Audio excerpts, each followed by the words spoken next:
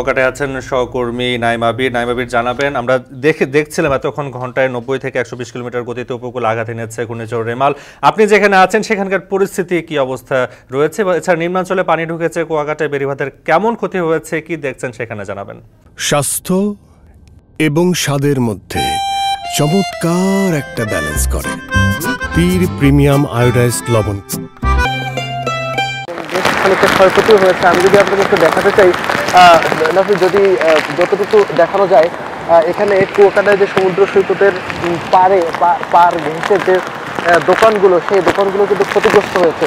এবং যদি আপনাকে বলতে চাই যে এখানে নিশ্চয়ই জানেন যে সমুদ্র সৈকতে যারা মূলত আসে, সমুদ্র সৈকতে যারা ঘুরতে আসে এবং তারা কিন্তু বিভিন্ন রকমের কেনাকাটা করে এবং এই সমুদ্র সৈকতকে কেন্দ্র করে একটা বড় রকমের অস্থায়ী দোকান, ব্যবসা বাণিজ্য তৈরি হয়ে যায় এবং কিছু স্থায়ী দোকানও তৈরি হয়ে যায়। এবং আপনি এখন যে দোকানগুলো দেখছেন, সেই দোকানগুলো কিন্তু বিভিন্নভাবে কোনোটার ছন ছিঁড়ে গেছে, কোনোটার দেয়াল ভেঙে গেছে, কোনোটার দেয়াল যে চারদিক দিয়ে দেয়াল থাকে সেই দেয়াল ভেঙে গেছে। এবং এখানকার যে দোকানদার, যে ব্যবসায়ীরা বিশেষ করে, তারা কিন্তু কিছুক্ষণ আগেও এখানে ছিলেন এবং তারা কিন্তু তাদের মালামাল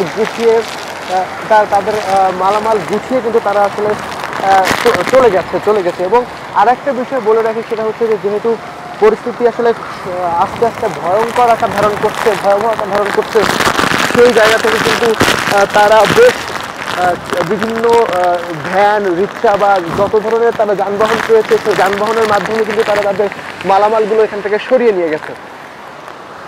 এবং এখনো পর্যন্ত কিন্তু আমি সেই ক্ষয়ক্ষতির চিত্রগুলো দেখাতে পারছি। এই মুহূর্তে ঝিনুক, শামুক এবং যে তৈরি যে দোকানগুলো, যেখানে আসলে ঝিনুক এবং শামুকের বিভিন্ন পণ্য পাওয়া যায়, পর্যটকরা বা ভ্রমণ পিপাসুরা যারা মূলত আসবার পরে কিন্তু তারা কিন্তু সেগুলোই মূলত কিনতে চান বা উপহার হিসেবে প্রিয়জনের জন্য নিয়ে যান, সেই দোকানগুলোর কিন্তু এই অবস্থা হয়েছে।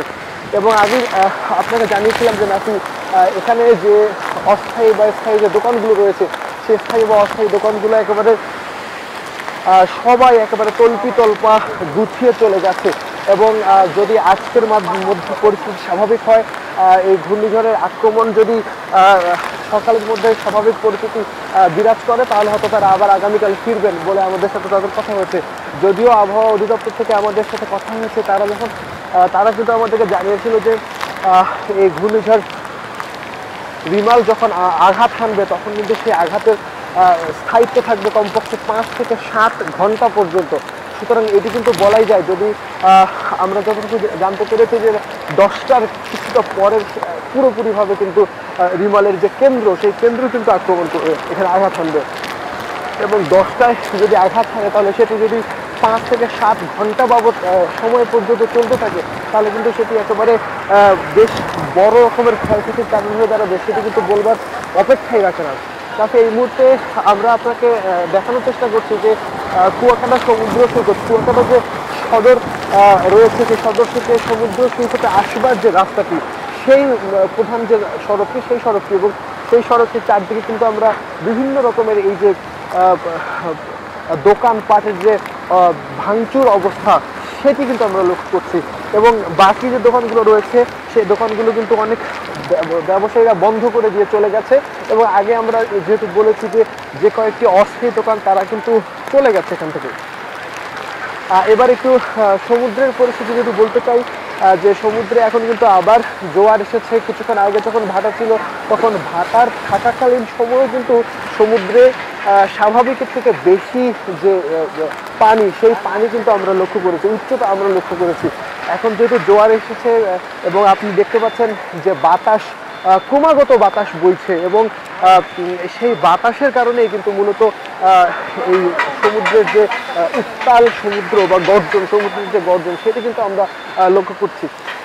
নাফি, এখানে যে খাবারের যে দোকানগুলো রয়েছে, সেই বেশিরভাগ খাবারের দোকানও কিন্তু এখানে বন্ধ রয়েছে এবং সাধারণ যারা মানুষ রয়েছেন, তারা কিন্তু বিভিন্নভাবে একটা জায়গায় আশ্রয় খোঁজার চেষ্টা করছেন, কারণ যেহেতু প্রচণ্ড রকমের ঝড় বৃষ্টি এখানে হচ্ছে। এবং আগে আপনাদেরকে জানিয়ে রেখেছি, বিভিন্ন বার্মিটের দোকান বা বিভিন্ন রকমের যে কেনাকাটা করবার জন্য যে দোকানগুলো, সেই দোকানগুলোও বন্ধ হয়ে গেছে। এখন এখানে আমি যে পর্যটক বা ভ্রমণ পিপাসু যারা ঢাকা থেকে এসছেন বা বাংলাদেশের বিভিন্ন জায়গা থেকে, আপনি জানেন যে কুয়াকাটায় এসে থাকেন, তারা কিন্তু এখন এখানে মাত্র দুটি রেস্তোরাঁ এই মুহূর্তে খোলা রয়েছে, সেখানে কিন্তু তারা অনেকে খাবার দাবারের ব্যবস্থা করেছেন। তবে বেশিরভাগের সাথেই আমরা এখন আর দেখছি না, কারণ তারা হচ্ছে সবাই চলে গেছে এখান থেকে, কারণ তারা হয়তো হোটেলে মোটেলে তারা আশ্রয় নিয়েছে, স্থান নিয়েছে, এবং অনেকেই আছে যারা আসলে এখান থেকে সরাসরি কুয়াকাটা থেকে চলে গেছে, ঢাকার উদ্দেশ্যে চলে গেছে বা তাদের নিজ নিজ গন্তব্যে চলে গেছে।